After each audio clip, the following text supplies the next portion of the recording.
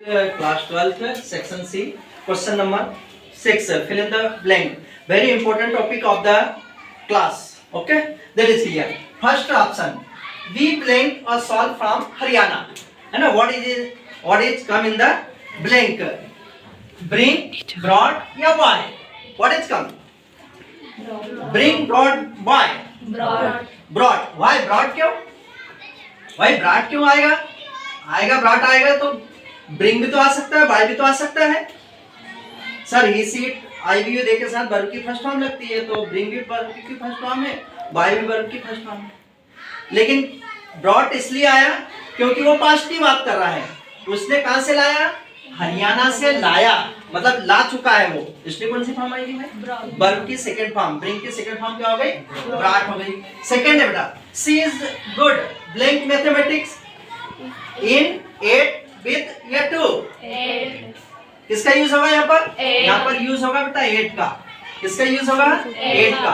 वह गणित में बहुत अच्छी है ना। इन मतलब में होता है लेकिन परमानेंट कहीं रखी रहती है, उसके लिए विद मतलब से होता है। टू मतलब क्या होता है? तक। किसी स्थान तक जाने के लिए हम किसका यूज करते हैं? टू का यूज करते हैं। थर्ड है बेटा, have you blank complaint against him? Much, any, many, some. Any है ना। Do you remember if give the sentence negative or interrogative and use of any, many, some, तो always you are use any। किसका use करोगे आप हमेशा? any का use करोगे बेटा।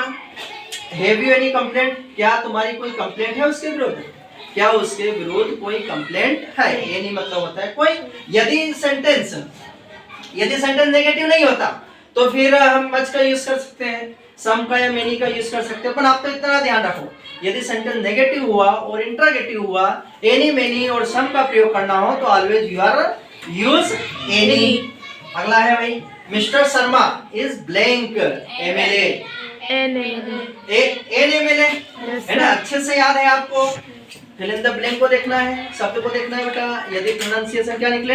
बावेल निकले। बावेल मतलब आ से लेकर के आहा तक की ध्वनि निकले तो आपको एन लगाना है, और क से लेकर के ग तक की कॉन्सोनेंट ध्वनि निकले तो आपको ए लगाना है। तो एमएलए पढ़ो इसको, एमएलए। और डिटेल में भी मैंने आपको आर्टिकल का यूज करवाया, ठीक।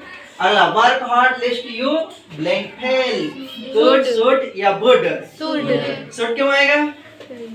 आप ध्यान रखो, ऐसे सेंटेंस में शुड इसलिए आएगा, सर ये लिस्ट और शुड है ना, क्या है? दोनों भाई भाई है। बस जिस प्रकार 8 और 2 बताया था ना मैंने कि 2 और 8 हमेशा साथ में चलता है, इसी प्रकार जब भी ये सेम एग्जांपल आए और लिस्ट लिखा रहे तो आपको किसका यूज करना है बेटा?